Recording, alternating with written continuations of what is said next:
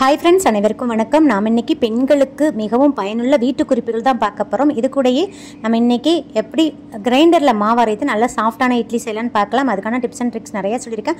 வீடியோவை கடைசி வரைக்கும் ஸ்கிப் பண்ணாமல் பாருங்கள் ஃப்ரெண்ட்ஸ். நம்ம வீடியோவை ஃபஸ்ட் டைம் பார்க்குற நண்பர்கள் யாராவது இருந்தீங்கன்னா நம்ம சேனலை மறக்காமல் சப்ஸ்கிரைப் பண்ணிவிட்டு பக்கத்தில் இருக்கிற பெல்லைக்கானை கிளிக் பண்ண மறந்துடாதீங்க. வீடியோவை முழுமையாக பாருங்கள் ஃப்ரெண்ட்ஸ். பார்த்துட்டு எல்லாருக்கும் ஷேர் பண்ணுங்கள். வாங்க இப்போ வீடியோக்குள்ளே போகலாம். ஃபர்ஸ்ட் டிப் பார்த்துடலாம். இதே மாதிரி ஒரு பவுல் எடுத்துக்கோங்க. நீங்கள் என்ன ஃபேஸ் க்ரீம் யூஸ் பண்ணுறீங்களோ அதை கொஞ்சமாக இதில் சேர்த்துக்கோங்க. நெக்ஸ்ட்டு நீங்கள் என்ன பிராண்டு டால்கம் பவுடர் யூஸ் பண்ணுறீங்களோ அதையே கொஞ்சமாக சேர்த்துக்கோங்க. நெக்ஸ்ட்டு ஒரு பிஞ்ச் கஸ்தூரி மஞ்சள் தூள் சேர்த்துக்கோங்க. நார்மல் மஞ்சள் தூள் சேர்த்திங்கன்னா கொஞ்சம் ஃபேஸ்லலாம் ஒட்டும், அதனால் கஸ்தூரி மஞ்சள் தூள் சேர்த்துக்கோங்க. சேர்த்துட்டு இதை நல்லா மிக்ஸ் பண்ணிடுங்க. அந்த மஞ்சள் தூள் பவுடர் எல்லாமே இந்த க்ரீமோட ஒன்றோட ஒன்று நல்லா பிளண்ட் ஆகிற மாதிரி மிக்ஸ் பண்ணி கொடுத்துருங்க.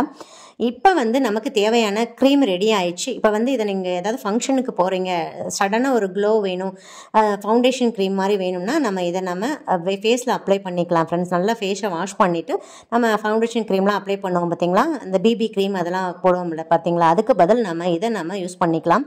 எதுக்குன்னு தனியாக நம்ம ஃபவுண்டேஷன் க்ரீமோ பிபி க்ரீமோ வாங்க தேவையில்ல. பாருங்கள் எவ்வளோ டிஃப்ரென்ஸ் தெரியுதுன்னு. நல்லா ஸ்டேபிளாக இருக்கும், கண்டிப்பாக அழியாது. ஒரு நாள் ஃபுல்லாகவே நல்லா ஸ்டேபிளாக இருக்கும். ட்ரை பண்ணி பாருங்கள் ஃப்ரெண்ட்ஸ். இப்போ நெக்ஸ்ட் டிப் பார்த்துடலாம்.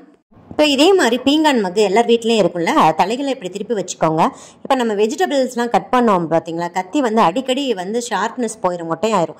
அந்த டைமில் டக்குன்னு இந்த மாதிரி மக் இருந்துச்சுன்னா அதில் நம்ம இந்த மாதிரி தேய்ச்சி கொடுத்துட்டோம்னா, நல்லா தேய்ச்சி கொடுத்துட்டோம்னா சூப்பராக ஷார்ப்பாயிரும் ஃப்ரெண்ட்ஸ். பாருங்கள் எவ்வளோ ஈஸியாக கட் பண்ணதுன்னு. கண்டிப்பாக இந்த டிப்பை ட்ரை பண்ணி பாருங்கள். இப்போ நெக்ஸ்ட் டிப் பார்த்துடலாம். நான் இன்றைக்கி சாம்பாருக்கு பருப்பு வேக வைக்க போகிறேங்க. இது கூடயே நம்ம முட்டையும் வேக வச்சுக்கலாம். இந்த மாதிரி ஒரு சம்படம் எடுத்துக்கோங்க. இதில் கொஞ்சமாக தண்ணி சேர்த்துக்கோங்க, ஒரு ட்ராப் ஆயில் சேர்த்துக்கோங்க. நான் இன்றைக்கி 4 முட்டையை சேர்த்து விடுறேங்க. முட்டை தண்ணிக்குள்ளே கொஞ்சம் மூழ்கி இருக்கிற மாதிரி பார்த்துக்கோங்க.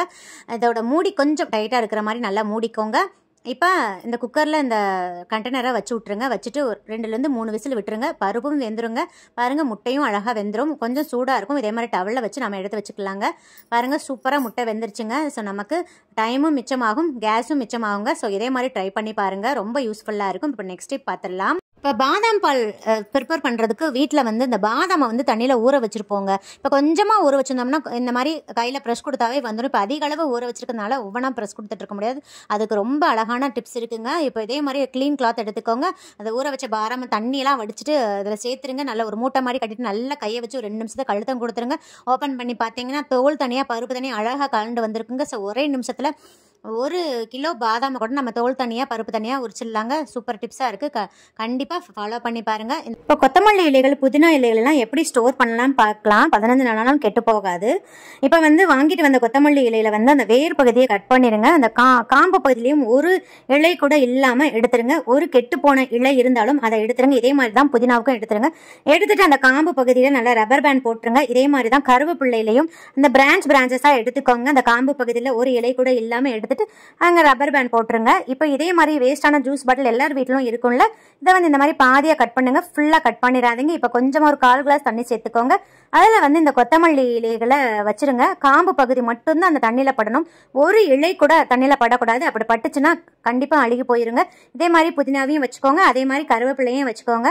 இப்போ நம்ம தேவைப்படும் போது இதை ஓப்பன் பண்ணி அப்படியே உருவிக்கலாங்க. ஈஸியாக வரும். இப்போ இதை நம்ம ஃப்ரிட்ஜில் அழகாக ஸ்டோர் பண்ணிக்கலாங்க. 3 நாளைக்கு ஒரு தடவை இந்த தண்ணியை கண்டிப்பாக மாற்றிடணுங்க. ஆனால் ஒரு இலை கூட தண்ணியில் படக்கூடாது. 3 நாளைக்கு ஒரு தடவை மாற்றினா தான் இது ஃப்ரெஷ்ஷாகவே இருக்குங்க. இப்போ பாருங்கள் நான் ஃப்ரிட்ஜில் எப்படி ஸ்டோர் பண்ணிக்கிறேன் பாருங்கள். ஈஸியாக ஸ்டோர் பண்ணிக்கலாம், இடமும் அடைச்சிக்காது. கண்டிப்பாக ட்ரை பண்ணி பாருங்கள். நமக்கு சாரீலாம் மடிக்கிறதுக்கு கொஞ்சம் கஷ்டமாக இருக்கும், நீட்டாக மடக்க வராதில்ல. அதுக்கு சூப்பரான ட்ரிக்ஸ் இருக்குது ஃப்ரெண்ட்ஸ். இதே மாதிரி தோசை கரண்டி எடுத்துக்கோங்க. நான் மரக்கரண்டி தான் எடுத்திருக்கேன். நீங்கள் சில்வர் தோசை கரண்டி கூட நீங்கள் எடுத்துக்கலாம். இப்போ அந்த தோசை கரண்டியில் நம்ம சேலையோட ஃபஸ்ட்டு எண்டு இருக்கும் பார்த்தீங்களா, அதை நம்ம நல்லா இப்படி டைட்டாக பிடிச்சிக்கிட்டு இப்படி ஒரு சுற்றிடணும். ஒரு சுத்தை டைட்டாக நம்ம சுற்றிட்டு அதுக்கடுத்து நம்ம ஈஸியாக சுற்றிடலாம் ஃப்ரெண்ட்ஸ். இது எனக்கு இந்த டெக்ஸ்டைல்ஸ் வச்சுருப்பாங்க பார்த்தீங்களா, அவங்க சொன்ன மெத்தட் தான். அவங்க லாங்காக இருக்கிற இரும்பு ஸ்கேல் பயன்படுத்துவாங்க. நம்ம அதுக்கு பதில் இந்த மாதிரி தோசை கரண்டியை பயன்படுத்தி செஞ்சுக்கலாம். ஒரு நொடியில் எத்தனை சாரி வேணாலும் மடைச்சிடலாம் ஃப்ரெண்ட்ஸ். சில சாரியெல்லாம் வழுக்குன்னு இருக்கும், மடைக்கிறதுக்கு ரொம்ப கஷ்டமாக இருக்கும். ஆனால் இந்த மெத்தடில் நீங்கள் மடக்குனீங்கன்னா சூப்பராக ஈஸியாக மடக்கலாம். பாருங்கள் சூப்பராக மடிப்பு வந்துருச்சு. இதை லைட்டாக இந்த எண்ணெய் மட்டும் பிடிச்சி இழுத்துட்டோம்னா அழகாக ஈஸியாக எடுத்துடலாம். பாருங்கள் இந்த கரண்டியை எடுத்துட்டு அப்படியே 2ஆக மடக்கியாச்சு. இப்போ 2ஆக மடக்குனதை இப்படி 4ஆக நான் மடக்கி வச்சுக்கிட்டேன் ஃப்ரெண்ட்ஸ். இன்னொரு சாரியும் இதே மெத்தடில் நான் மடக்கி காமிச்சிருக்கேன் பாருங்கள்.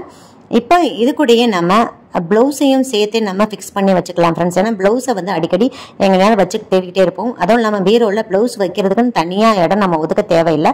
இந்த மாதிரி நம்ம ப்ளவுஸையும் சேர்த்து செக்யூர் பண்ணிக்கிறதுனால ரொம்ப இடம் மிச்சமாகும். இப்போ ப்ளவுஸில் வந்து ஹூக் எல்லாம் மாட்டிடுங்க. சாரியை வந்து 2ஆ மட்டும் மடக்கிக்கோங்க, 4ஆ மடக்காதீங்க. 2ஆ மடக்கிட்டு அந்த எண்டை வந்து இந்த ப்ளவுஸ்குள்ளே நுழைச்சி விட்டுருங்க. இப்போ ப்ளவுஸில் இருக்கிற கையெல்லாம் நீட்டாக அரேஞ்ச் பண்ணிடுங்க. இந்த மாதிரி நல்லா மடக்கி வச்சுக்கோங்க. இப்போ இந்த சாரியோட லாஸ்ட் எண்ட் இருக்கும் பார்த்தீங்களா, அதை வந்து இந்த மாதிரி மடக்கி விட்டுருங்க, வீடியோவில் காமிக்கிற மாதிரி. அதுக்கப்புறம் இந்த எண்டை இந்த மாதிரி மடக்கிக்கோங்க. இப்போ இதே மாதிரி ஒரு பாக்கெட் மாதிரி ஒரு போர்ஷன் இருக்கும்ல, அதுக்குள்ளே இந்த எண்டை வந்து இன்சர்ட் பண்ணிடுங்க. அவ்வளோதான், சூப்பராக ரெடி ஆயிடுச்சு. இப்போ இந்த கயிறு இருந்துச்சுன்னா இதை வந்து நாட் போட்டு விட்டுருங்க. கயிறு இருந்தால் தான் இந்த ப்ளவுஸ் நிற்கிறது அவசியம் இல்லை ஃப்ரெண்ட்ஸ். கயிறு இல்லைனாலும் ப்ளவுஸ் வந்து இந்த மெத்தடில் மடக்கி வச்சிங்கன்னா சூப்பராக நின்றுக்கும்.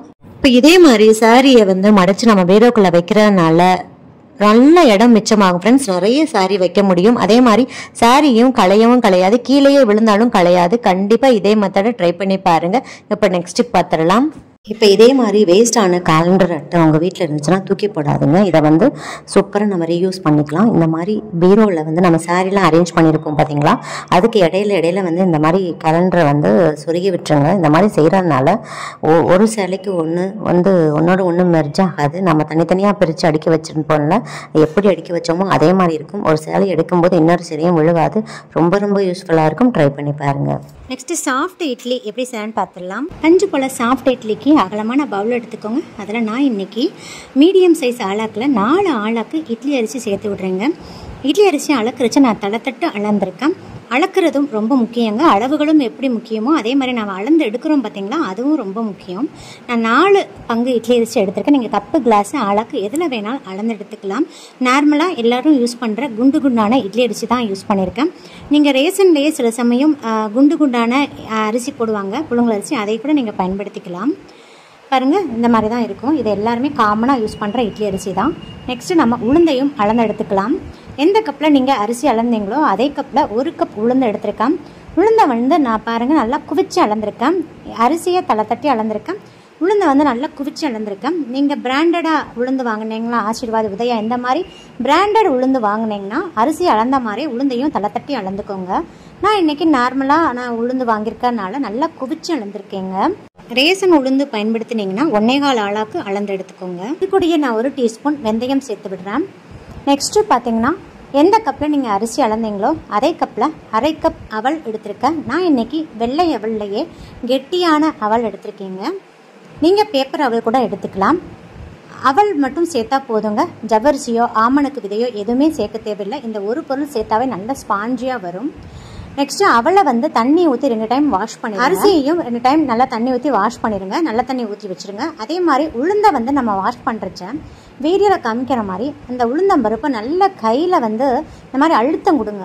அழுத்தம் கொடுத்து வாஷ் பண்ணிடுங்க. 3 டைமாவது நல்லா வாஷ் பண்ணிடணும். இந்த மாதிரி அழுத்தம் கொடுத்து வாஷ் பண்ணுற பட்சத்தில் அதுக்கு மேலே இருக்கிற அந்த ஒரு மாதிரி வளவளப்பு தன்மை ஓரளவுக்கு போயிடும். ஸோ அதனால் ஒரு 3 டைம் இந்த மாதிரி நல்லா அழுத்தம் கொடுத்து வாஷ் பண்ணிவிட்டு நல்ல தண்ணி ஊற்றி ஊற வச்சுருங்க. இப்போ உளுந்து, அரிசி, அவல் எல்லாத்தையுமே தண்ணி ஊற்றி ஒரு 4 மணி நேரம் ஊற வச்சுருங்க. அதுக்கு மேலே ஊறக்கூடாது. அரிசி வேணால் ஊறலாம், ஆனால் உளுந்து வந்து ஒரு 4 மணி நேரத்துக்கு மேலே நம்ம ஊற வைக்கக்கூடாது. கிரைண்டரில் அரைக்கிற பட்சத்தில் 4 மணி நேரம் ஊறினா போதுங்க. அதுக்கு மேலே ஊற வச்சிங்கன்னா அந்த உளுந்தோட ஸ்ட்ரென்த் போயிடும். அதனால தான் சொல்கிறேன். 4 hours ஆயிடுச்சு. மாவு அரைச்சிடலாங்க. கிரைண்டர் வந்து நல்லா கழுவிடுங்க. ஃபஸ்ட்டு நம்ம எப்பயுமே உளுந்து தான் அரைக்கணும். அரிசியை அரைச்சிட்டு உளுந்து அரைச்சோம்னா கிரைண்டர் வந்து சூடாயிரும். அப்போ உளுந்து வந்து நல்லா புசு புசுன்னு உப்பி வராது. அதனால் எப்பயுமே ஃபஸ்ட்டு உளுந்து தான் அரைக்கணும். இப்போ கிரைண்டர் வந்து ஆன் பண்ணிடுங்க.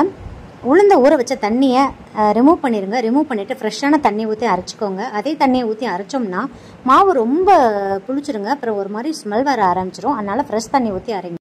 இப்போ தண்ணி எதுவும் சேர்க்காதீங்க. ஒரு 2 நிமிஷத்துக்கு தண்ணி ஊற்றாமல் அரைப்படட்டும்.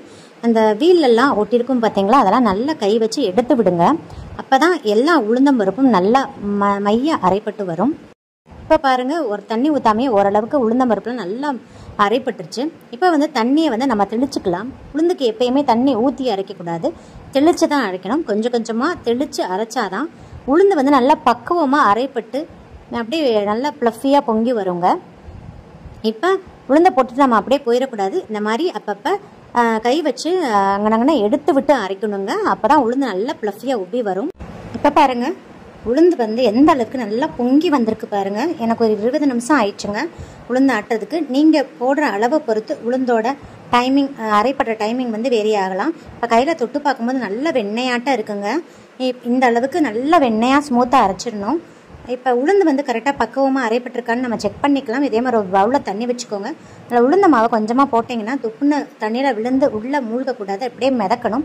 இந்த மாதிரி இருந்தால் தான் உளுந்து கரெக்டாக அரைப்பட்டிருக்குன்னு அர்த்தங்க. இந்த ஸ்டேஜ் வரவும் உளுந்து அரைக்கிறத ஸ்டாப் பண்ணிடணும். அதுக்கு மேலே நம்ம அரைச்சாலும் இட்லி வந்து நல்லா புசு புசுன்னு உப்பி வராதுங்க. இப்போ நம்ம உளுந்த மாவை எடுத்துடலாம். பாருங்கள், உளுந்து வந்து பார்க்குறதுக்கு மாவு எந்த அளவுக்கு நல்லா பஞ்சு போல் இருக்குது பாருங்கள். அப்படியே காத்தாக இருக்குங்க. நுரைய நம்ம கையில் தொட்டோம்னா எப்படி இருக்கும் அந்த மாதிரி இருக்குங்க. அப்படியே ஊதி விட்டால் கூட அப்படியே பறந்துடும் போல இருக்குது. இந்த அளவுக்கு நம்ம அரைச்சி எடுத்துக்கணும். பாருங்கள், கொஞ்சமாக உளுந்த மாவை எடுத்து நான் போடுறேன். எப்படி தொப்புன்னு விழுந்து அப்படியே நிற்கிது பாருங்கள். அப்படியே பவுன்ஸ் ஆகும். இந்த மாதிரி நம்ம உளுந்த காத்தாக அரைச்சிக்கணுங்க. நல்லா நுரையாட்டம் அரைச்சிக்கோங்க. இப்போ நெக்ஸ்ட்டு அரிசி அரைச்சிடலாம். அரிசி அரைக்கிறதுக்கு முன்னாடி கிரைண்டரில் ஒரு 1/2 கிளாஸ் தண்ணி ஊற்றிக்கோங்க. உளுந்தை வந்து ஃபஸ்ட்டு தண்ணி ஊற்றாமல் அரைக்கணும். அதுக்கு அரிசிக்கு வந்து ஃபஸ்ட்டே தண்ணி ஊற்றிக்கணுங்க 1/2 கிளாஸு. இப்போ அரிசி ஊற வச்ச தண்ணியை வடிச்சிடுங்க. அரிசியை மட்டும் சேர்த்துடலாம். இந்த அரிசி கூடயே நம்ம ஊற வச்ச அவளையும் சேர்த்துடலாம். அவள் ஊற வச்ச தண்ணியெல்லாம் முழுசாக வடிகட்டிடுங்க. பாருங்க, அவள் வந்து எந்த அளவுக்கு மையா மசீர அளவுக்கு ஊறி இருக்கு பாருங்க.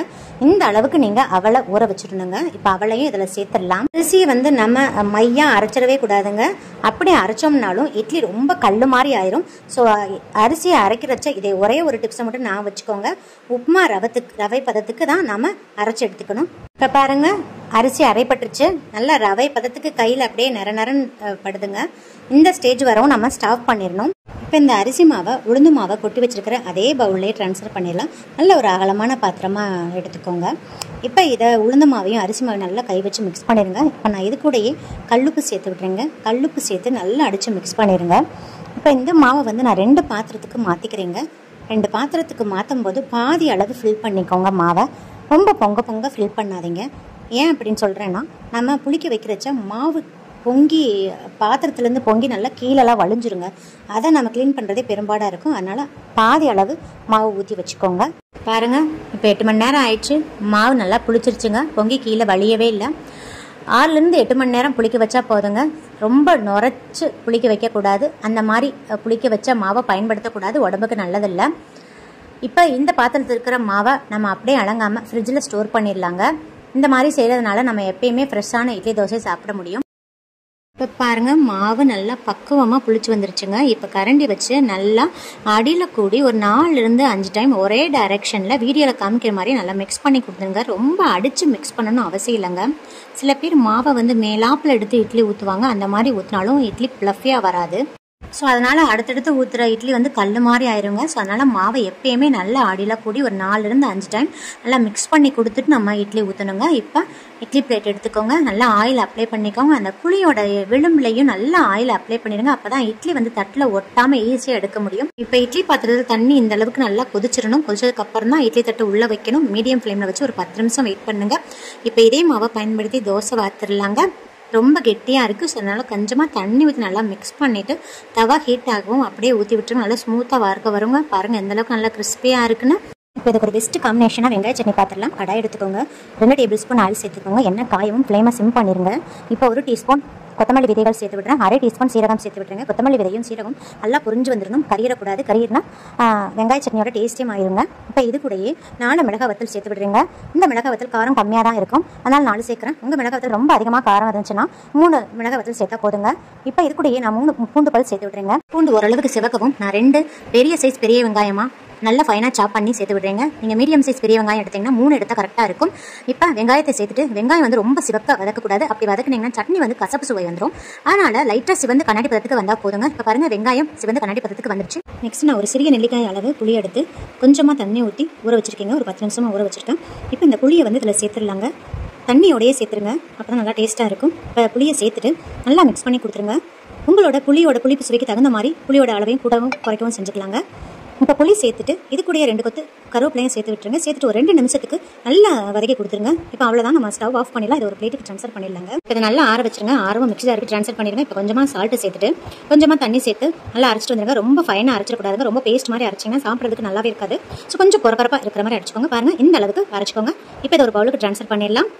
இப்போ வந்து இதுக்கு தாளிப்பு பார்த்துடலாம். 2 டீஸ்பூன் நல்லெண்ணெய் சேர்த்துக்கோங்க. எண்ணெய் காயும் 1/4 டீஸ்பூன் கடுகு, 1/2 டீஸ்பூன் உளுந்து, 2 கொத்து கருவேப்பிலை, 1 மிளகாய் கிள்ளி சேர்த்துக்கோங்க. கொஞ்சமா பெருங்காயத்தூள் சேர்த்து தாளிச்சு ஊற்றிட்டேங்க. அவ்வளோதான் நம்மளோட மணக்க வெங்காய சட்னி சூப்பராக ரெடி ஆயிடுச்சு. இப்போ 10 நிமிஷம் ஆயிடுச்சு. இட்லி பார்த்துடலாம். பாருங்க ஃப்ரெண்ட்ஸ், எந்த அளவுக்கு இட்லி நல்லா ஃப்ளஃபியாக உப்பி வந்திருக்குன்னு. இந்த அளவுக்கு உப்பி வரதுக்கு நம்ம சேர்த்த இட்லி அரிசியும் உளுந்தும் கரெக்டாக இருக்கணும். அதே மாதிரி அரைச்ச பக்குவமும் கரெக்டாக இருந்தால் தான் இந்த அளவுக்கு நல்லா ஃப்ளஃபியாக உப்பி வருங்க. இப்போ நம்ம இதை பிளேட்டுக்கு ட்ரான்ஸ்ஃபர் பண்ணிடலாம். உடனே இட்லியை வந்து தட்டிலிருந்து எடுக்காதீங்க, தட்டில் ஒட்டிக்கும் வராது. ஒரு 2 நிமிஷத்துக்கு வெயிட் பண்ணுங்க. இப்போ பாருங்க, நம்ம ஸ்பூன் எதுவும் யூஸ் பண்ண வேணாம், கையிலேயே ஈஸியாக எடுத்துடலாங்க. அதனால தான் உங்களுக்கு ஆயில் அப்ளை பண்ணும்போது அந்த குழியோட விளிம்புலையும் அப்ளை பண்ண சொன்னால். இப்போ இதை நம்ம பிளேட்டுக்கு ட்ரான்ஸ்ஃபர் பண்ணிடலாம். பாருங்க ஃப்ரெண்ட்ஸ், இட்லி எந்த அளவுக்கு நல்லா பஞ்சு போல் சாஃப்டாக கேக்கு மாதிரி இருக்குது பாருங்கள். ஸோ நான் சொன்ன டிப்ஸ் எல்லாம் ஃபாலோ பண்ணி நீங்களும் இட்லி மாவு இப்படி அரைச்சி இட்லி சுற்று பாருங்கள். இப்போ இந்த வீடியோ உங்களுக்கு பிடிச்சிருந்தா லைக், ஷேர், கமெண்ட் பண்ணுங்கள். மறக்காமல் சப்ஸ்கிரைப் பண்ணுங்கள். பக்கத்தில் இருக்கிற பெல் ஐக்கானை கிளிக் பண்ண மறந்துடாதீங்க. மீண்டும் அடுத்த ஒரு நல்ல பதிவில் உங்களை சந்திக்கிறேன். அதுவரை நன்றி கூறி விடைபெறுகிறேன். நன்றி, வணக்கம்.